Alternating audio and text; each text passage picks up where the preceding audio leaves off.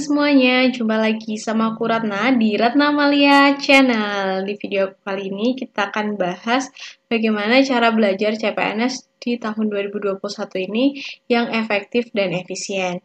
Tapi ini versi aku ya teman-teman, jadi disclaimer-nya adalah ini subjektif ya. Tapi kalau misalnya ada hal-hal yang memang bermanfaat, semoga bisa diambil. Tapi kalau misalnya ada yang kurang, kalian bisa tambahkan di kolom komentar gitu, terbuka aja buat kalian. Gimana teman-teman kabarnya? Semoga selalu sehat dan tetap semangat untuk bisa menjadi ASN di tahun ini, insya Allah, karena sudah lumayan ada titik terang ya teman-teman dari BKN, udah ada informasi kayak memang akan ada penerimaan CPNS di tahun 2021 ini dan sedang dipersiapkan. Dan semoga gak hanya BKN aja yang mempersiapkan, tapi kalian juga harus mempersiapkan diri gitu.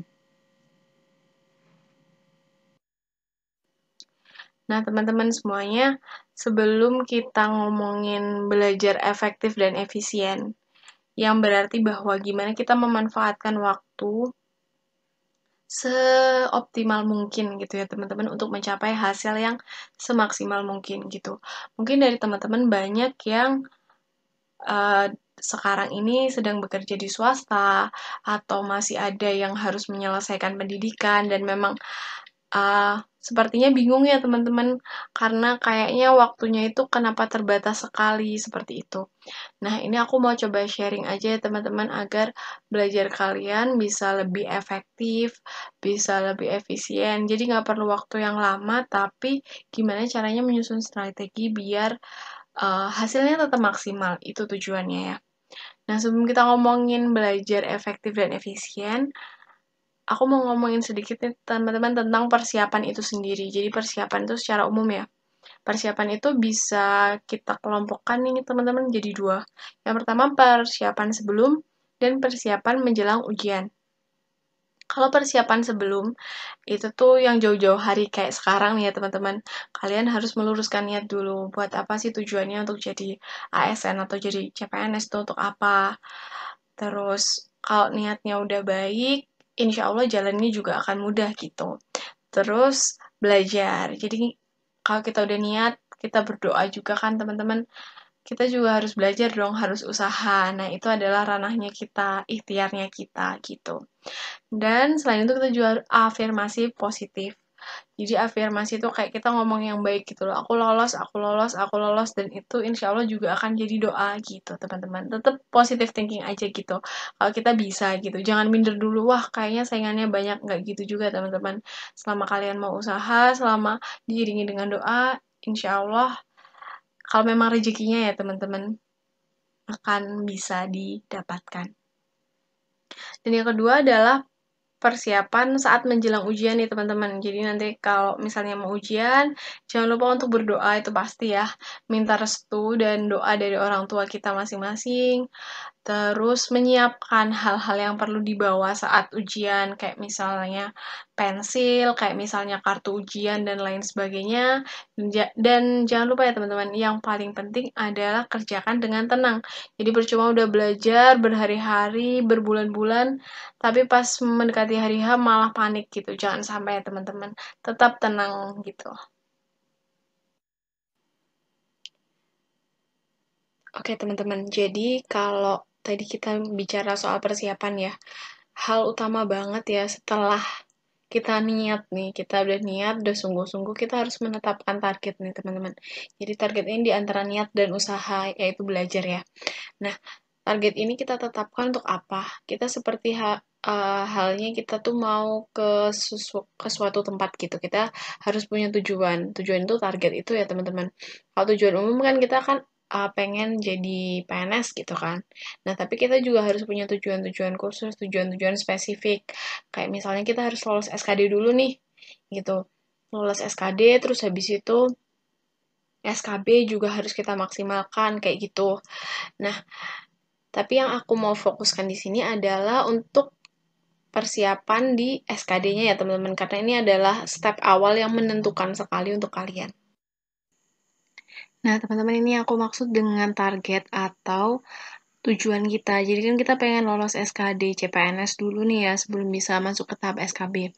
Karena kan untuk lolos SKD itu ada 2 syarat yang harus dipenuhi. Yang pertama lolos passing grade dan yang kedua masuk 3 kali jumlah formasi yang dibutuhkan di tiap formasinya. Gitu. Nah, ini contoh ya teman-teman untuk passing grade di tahun 2019 untuk kategori umum. Itu kita bisa lihat TKP 126, TIU 80, dan TWK 65. Jadi dari passing grade itu, kita lihat di tabel di samping ya, kita bisa menghitung target soal yang harus kita jawab benar. Ini minimal banget ya teman-teman. Itu TKP itu ada 26 soal benar dari 35 soal, TIU ada 16 soal benar dari 30 soal, dan TWK ada 13 soal benar dari 35 soal. Gitu. Itu kayak minimal banget soal yang harus kalian jawab dengan benar dengan asumsi setiap soal itu bernilai poin 5. Terutama yang TKP ya teman-teman. Anggap aja itu 5 semua. Kalau misalnya nanti ada tambahan yang poinnya 1 atau 2 itu bonus aja gitu. Gitu. Nah, tapi kita kan nggak mau nih cuman passing grade aja karena saingan kita banyak. Makanya kita harus menetapkan target nih teman-teman. Misalnya kita mau aman nih, di atas 400 sih biasanya. Tapi coba aja kita bikin passing grade versi kita tuh 400 gitu ya teman-teman skor SKD-nya. Terus untuk masing-masing nih TKP kita pengen skornya 150, TIU 125, TWK 125. Ini misalnya teman-teman, jadi simulasi aja, bisa kalian sesuaikan dengan kemampuan kalian. Jadi dari passing grade yang kita tetapkan itu, target kita itu kita bisa menargetkan berapa soal yang harus kita jawab benar. TKP ada 30 soal benar, TIU 25 soal benar, dan TWK 25 soal yang harus kita jawab dengan benar jika kita pengen skornya 400 gitu. Terus penguasaan materinya, berapa persen nih? TKP kita harus menguasai 85,7% dari semua materi TKP, TIU 83,3%, dan TWK 71,4%. Atau average aja lah teman-teman. Kita tuh harus menguasai 80% atau lebih dari materi-materi yang kita pelajari untuk tes SKD gitu. Setelah menetapkan target, jadi yang kalian lakukan adalah membuat daftar materi belajar yang akan dipelajari. Nah, daftar materi belajar ini tuh nantinya untuk mempermudah kalian dalam penjadwalan gitu. Jadi misalnya hari ini mau belajar apa, besok mau belajar apa, jadinya biar lebih enak aja gitu, nggak bingung. Nah, daftar materi belajar itu bisa dilihat dari kisi-kisi yang dikeluarkan oleh Permenpan RB atau dari soal di tahun-tahun sebelumnya gitu. Untuk kisi-kisi SKD CPNS itu kalau misalnya nanti sudah ada penerimaan resmi untuk di CPNS 2021 itu nanti ada rilisnya ya teman-teman. Rilis resmi dari Kemenpan RB ataupun dari BKN gitu ya. Ada Permenpan RB-nya tentang passing grade dan kisi-kisinya. Nah, di situ kalau untuk contoh nih ya, tahun 2019 itu ada 100 soal pilihan ganda, waktunya 90 menit. Yang artinya, satu soal itu nggak nyampe 1 menit kan, teman-teman. Makanya harus belajarnya itu tuh bener-bener yang spesifik dan, apa ya, biar nggak salah belajar gitu ya, biar waktunya nggak kebuang gitu. Nah, untuk soal TKP itu apa aja sih yang harus dipelajari? Yaitu tentang pelayanan publik, jejaring kerja, sosial budaya, teknologi informasi komunikasi, dan profesionalisme. Jadi kalau TKP ini banyak kan kayak soal cerita gitu. Nanti kalian bisa cari sumber-sumber belajarnya. Terus TWK itu tentang nasionalisme, integritas, bela negara, pilar negara, dan bahasa Indonesia. Nah di TWK ini tuh kayak yang berkaitan dengan kewarganegaraan ya teman-teman. Misalnya kalian ini kan baru kayak poin-poin umum ya. Nanti kalian jabarin lagi, kalian cari sumbernya. Misalnya kayak tentang pilar negara tuh kayak ada Pancasila, undang-undang kayak gitu-gitu. Terus yang TIU itu ada kemampuan verbal, analogi, silogisme, analitis, kemampuan numerik seperti berhitung, deret angka, perbandingan kuantitatif, dan soal cerita. Itu yang kayak hitung-hitungan banget ya. Terus kemampuan figural kayak analogi, ketidaksamaan, dan serial itu nanti ada gambar-gambar gitu loh teman-teman. Setelah kalian tahu nih teman-teman, materi-materi apa sih yang harus aku pelajari buat belajar CPNS, itu kalian harus cari sumber-sumber belajar yang relevan. Nah, sumber-sumber belajarnya bisa dari mana aja? sumber belajar itu bisa didapatkan di mana saja ya teman-teman, tergantung kaliannya suka yang mana, nyaman yang mana gitu. Nah, kalau kalian yang suka baca, suka coret-coret kertas gitu, kalian bisa beli buku materi latihan soal CPNS gitu di offline store maupun online store sekarang kan banyak. Jadi aku nggak ada rekomendasi spesifik ya, pokoknya semua buku itu bagus. Terus kalian juga bisa googling atau cari tahu di website materi belajar CPNS itu apa aja. Terus ikut tryout online itu juga menurutku worth it banget sih gitu. Karena di situ ada latihan soal, ada pembahasan, dan ada triknya. Terus kalian juga untuk tim rebahan, kalian tetap bisa belajar kok pakai gadget kalian dengan nonton YouTube seperti ini, atau kalian ada channel-channel yang kayak bener-bener bahas soal-soal yang spesifik, yang ada tips and triknya gitu. Tapi saranku kalian belajarnya urut aja teman-teman dan berdasarkan playlist. Biasanya YouTuber itu bikin playlist kayak ini khusus TIU, TWK, TKP gitu. Jadi biar urut itu lebih enak menurutku belajarnya dan nyambung gitu teman-teman. Terus kalian bisa belajar lewat Telegram. Kalau Telegram itu ada channel atau kayak semacam grup gitu teman-teman. Di situ kadang juga ada bot kuisnya, jadi bisa ikut kuis di situ. Terus ada yang share materi dan info-info lainnya. Atau kalian bisa ke Instagram, tapi biasanya kalau Instagram tuh lebih banyak infografis yang singkat-singkat gitu sih. Tapi fleksibel aja, terserah kalian suka pakai cara yang mana. Kalau kalian udah menyusun list materi belajarnya apa, udah cari sumber belajarnya dari mana aja, yang kalian lakukan selanjutnya adalah membuat jadwal belajar. Yang pertama adalah alokasikan waktu per hari untuk belajar secara konsisten. Jadi yang penting itu adalah kualitasnya ya teman-teman, bukan kuantitas belajarnya gitu.